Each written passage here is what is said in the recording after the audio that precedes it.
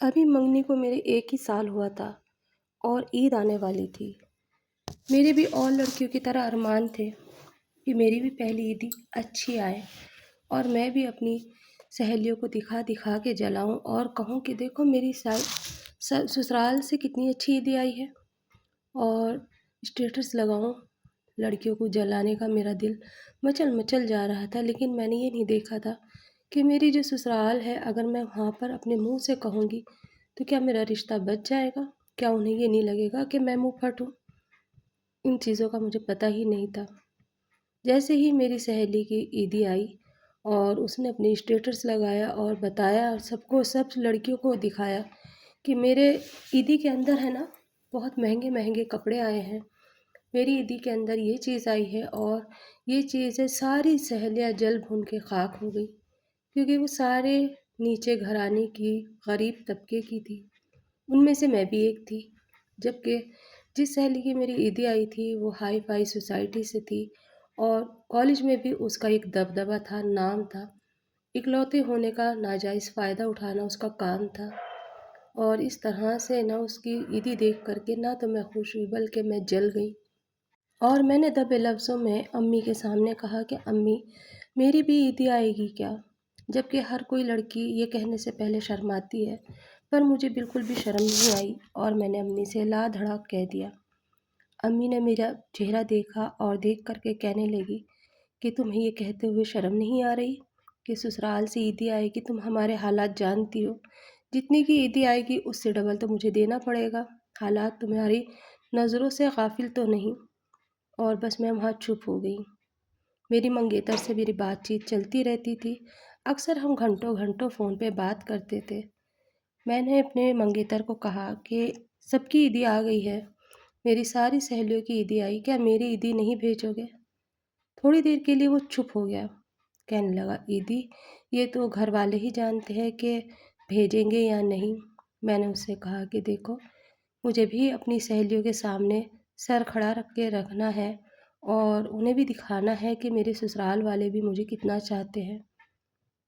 اس وقت میرے منگیتر نے نہ تو ہاں کہا نہ کہا، اور بس ایک ہی بات کہی، یہ چیزیں امی کو پتہ ہے۔ پھر ویسے تم یہ بتا سکتی ہو کہ عیدی اگر میں بھیجوں گا تو تمہیں کیا کیا چاہیے؟ اس عیدی میں نے اس کی اوقات سے زیادہ چیزیں بتائیں۔ میں نے اس سے بتایا کہ مجھے برانڈڈ کپڑے چاہیے، برانڈڈ چپل چاہیے، اور برانڈڈ ہی میرا پرس ہو، جویلری بھی میچنگ کی ہونی چاہیے، ساتھ میں مجھے تم ایک فون اگر دے دو تو کیا بات ہے۔ وہ خاموشی کے ساتھ ساری چیزیں سنتا رہا۔ بعد میں کہا کیا کچھ گولڈ بھی چاہیے تمہیں؟ میں نے کہا کہ ہاں، ایک جوڑی کان کے بھیج دینا یا پھر ایئر رنگ دے دینا۔ وہ یہ بات سن کر کے چپ ہو گیا، کیونکہ آج تلک میں نے کبھی اس سے اس طرح کی بات نہیں کی تھی۔ اپنوں میں رشتہ ہوتا ہے تو مانو ان لوگوں کو پتہ ہوتا ہے کہ ہمارا مزاج کیسا ہے۔ ویسے بھی میرا رشتہ بڑی مشکلوں سے ہوا تھا، غریب گھرانوں میں اچھے رشتے کہاں آتے ہیں؟ ان کا گھرانہ اچھا تھا، صحیح تھا، اور میں نے اپنی ڈیمانڈ بتا دی۔ مجھے پتا تھا جب یہ آفس جاتا ہے تو اچھا ہی کماتا ہوگا۔ بس اگلے دن ہی میری ساس کا فون آیا امی کے پاس، اور انہوں نے میری امی کو بہت کھری کھوٹی سنائی۔ کہا کہ تمہاری بیٹی کی عیدی میں خود لے کر آتی، اس نے میرے بیٹے سے کیوں کہا؟ اور کہا تو اتنی بڑی عیدی چاہیے تمہاری بیٹی کو، اور آج سے ابھی سے یہ منہ کھول رہی ہے اور اتنی بڑی بڑی ڈیمانڈ کر رہی ہے، شادی کے بعد تو پتہ نہیں یہ کیا کرے گی۔ لہٰذا میں اس رشتے کو چھوڑتی ہوں، مجھے یہ رشتہ بالکل منظور نہیں جہاں دلہن ابھی سے اپنے منہ سے ساری چیزیں مانگ رہی ہو۔ یہ سن کے امی کی تو ہوش ہی اڑ گئے۔ امی ان سے منتیں کرنے لگی، ہاتھ جوڑنے لگی، معافی مانگنے لگی، اور کہنے لگی میری بیٹی نادان ہے، رشتہ مت توڑو، اسے نہیں پتہ کہ سسرال میں اس طرح سے کیسے بات کرنی چاہیے، یا پہلی دن لینی بھی چاہیے یا نہیں، اسے نہیں پتہ، بس وہ اپنی سہیلیوں کے بہکاوے میں آ گئی۔ میری ساس نے کہا کہ جب وہ ابھی سے بہکاوے میں آ گئی تو آگے جا کے پتہ نہیں کیا ہوگا، یہ رشتہ بالکل بھی نہیں ہو سکتا، اور اس طرح سے عید کے 2 دن پہلے میرا رشتہ ٹوٹ گیا۔ میری ایک غلطی کی وجہ سے اچھا خاصا ہاتھ سے رشتہ میرا چھوٹ گیا۔ جن لڑکیوں نے عیدی کا اسٹیٹس لگایا تھا وہ لڑکیاں اتنی خوش تھیں کیونکہ سب کو پتہ تھا کہ بقرعید پہ میری شادی ہے اور ان سب کی شادیوں کو کافی ٹائم تھا۔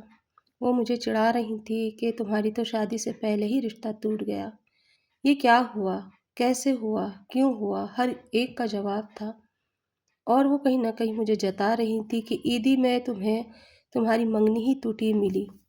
اس طرح سے میں نے اپنے رشتے کو اپنے ہاتھوں سے کھو دیا، ایک ہرس کی خاطر، ایک دوسرے کے اسٹیٹس کی خاطر، دوسروں کو دیکھ کے میں نے اپنے زندگی کو شروع ہونے سے پہلے ہی ختم کر دیا۔ امی کا اور ابو کا بہت برا حال تھا۔ امی جانے مجھے کتنا کوس رہی تھی، اور امی کو جب یہ بات کا پتہ چلا کہ میں نے منہ سے چیزیں مانگی ہیں تو امی کا اور ابو کا پارا ہائی ہو گیا اور انہوں نے مجھے بہت برا بھلا کہا۔ یہ بات جیسے روئی میں آگ لگتی ہے ایسے ہمارے خاندان میں پھیل گئی کہ شادی سے پہلے یہ بہت سارا سامان مانگ رہی تھی جس کی وجہ سے اس کا رشتہ چھوٹ گیا۔ اب اچھے رشتے آنے مشکل ہے کیونکہ لڑکی منہ پھٹ ہے اور ضرورت سے زیادہ بولتی ہے۔ یہ اپنی لڑکیوں سہیلیوں کی ہرس کرتی ہے۔ میری وجہ سے میری بہنوں کے بھی رشتے نہیں آ رہے تھے۔ میری ایک غلطی کی وجہ سے کیسے کیا ہو گیا۔ ابو ہر وقت پریشان رہنے لگے، امی صدمے میں رہ کے بیمار رہنے لگی، امی کو ڈپریشن ہو گیا اور امی بلڈ پریشر کی مریضہ بن گئی۔ میری ایک خواہش نے گھر میں کیسے کیا کر دیا۔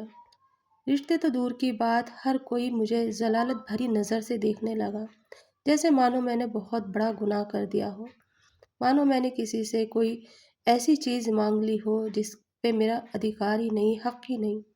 جب غریب کے گھر رشتہ آتا ہے نا تو بہت خوش ہوتا ہے غریب، اور جب ٹوٹتا ہے نا تو کہیں نہ کہیں وہ غریب بھی ٹوٹ جاتا ہے، وہ مر جاتا ہے، ادھمرا ہو جاتا ہے۔ وہی حال میرے گھر والوں کا تھا۔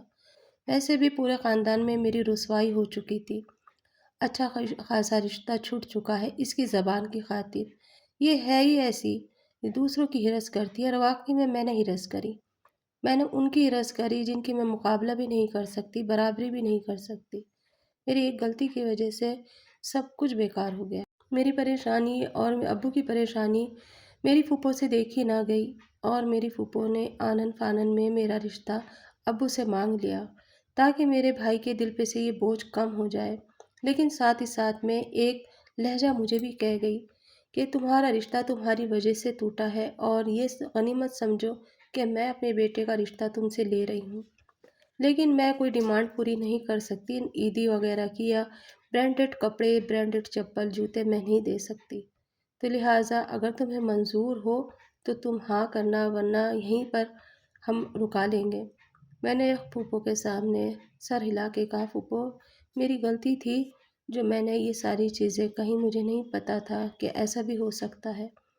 پھوپھو کے یہاں رشتہ تو ہوا، لیکن جیسے کسی نہ کسی کے اوپر احسان کرا ہو، یا مانو بہت لاکھوں کا قرض ادا کرا ہو۔ جب کہ پھوپھو کا لڑکا رکشہ چلاتا تھا، کوئی ہائی سوسائٹی میں نہ تو وہ بیٹھتی تھی، لیکن انہوں نے رشتہ مجھے اس طرح سے میرا لیا جیسے کہ وہ احسان کر رہی ہوں، اور واقعی میں وہ ایک احسان ہی تھا۔ نہ پہلی عید پہ عیدی آئی، نہ اس کے بعد کوئی عیدی آئی، اور میرا سادہ سا نکاح ہو کر کے رخصت ہو کے میں پھوپھو کے گھر چلی گئی۔ آج بھی مجھے احساس ہوتا ہے کہ میں نے اپنے ہاتھوں سے اس رشتے کو کیسے کرا۔ آج وہ سہیلیاں جو میرے اوپر ہنس رہی تھی وہ اور بھی زیادہ ہنسنے لگی، کہنے لگی کہ لو بھائی، محل سے اتر کے سیدھی جھوپڑی میں ہی پہنچ گئی ہو تم، بڑی جلدی ترقی کری تم نے۔ اس طرح سے میری زندگی کے اندر ہوا۔ میں نے یہ اسٹوری آپ سے اس لیے شیئر کری کہ اگر ہم تھوڑا سا بھی کچھ اچھا کرتے ہیں تو ہم فوراً اسٹیٹس پہ لگاتے ہیں، اسنیپ چیٹ پہ لگاتے ہیں، اور لوگوں کو جتاتے ہیں، جلاتے ہیں، دیکھو ہمارے یہاں پر یہ ہو رہا ہے۔ پتہ نہیں کس کے مالی حالات اچھے ہیں، کس کے کیسے ہیں، یہ تو اللہ ہی جانتا ہے، یا وہ گھر والے جانتے ہیں جن کے اوپر یہ ساری چیزیں گزر رہی ہیں۔ لیکن کہیں نہ کہیں ان کے دل سے نکلی بد دعا ہلدی میں ہیڑا بن کے لگ جاتی ہے۔ پتہ نہیں میرے ساتھ بھی کچھ اسی طرح سے ہوا۔ جب سے میرا رشتہ ہوا تھا، میری ساری سہیلیاں میری اس قسمت کے اوپر رشک کرا کرتی اور کہتی تمہاری قسمت تو کھل گئی، ایک غریب گھر کی لڑکی امیر گھر میں جا رہی ہے، پتہ نہیں کتنا راج کرے گی۔ اور ان چیزوں کو میں نے اپنے ہاتھوں سے کھو دیا۔ بہت ساری لڑکیاں ہیں نا یہ غلطیاں کرتی ہیں اور عیدی اپنے منگیتر سے مانگتی ہے۔ عیدی کا حق جو ہے تو وہ ساس کا ہوتا ہے۔ ساس کا دل کرے تو وہ عیدی لے کر آئے، نہ دل کرے تو نہ لائے۔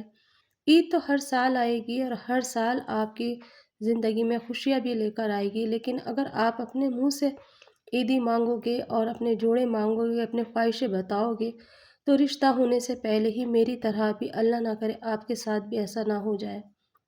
کئی رشتوں میں نے اس کے بعد یہ بھی دیکھے ہیں کہ واقعی میں لڑکے والے کبھی بھی ان لڑکیوں کو پسند نہیں کرتے جو شادی سے پہلے منہ کھول کر کے مانگتی ہیں۔ آج کل تو ویسے بھی یہی چل رہا ہے کہ شادی سے پہلے لڑکا لڑکی فون پہ گھنٹوں باتیں کرتے ہیں، جس سے انہیں یہ پتہ چل جاتا ہے کہ اس کا مزاج کیسا ہے۔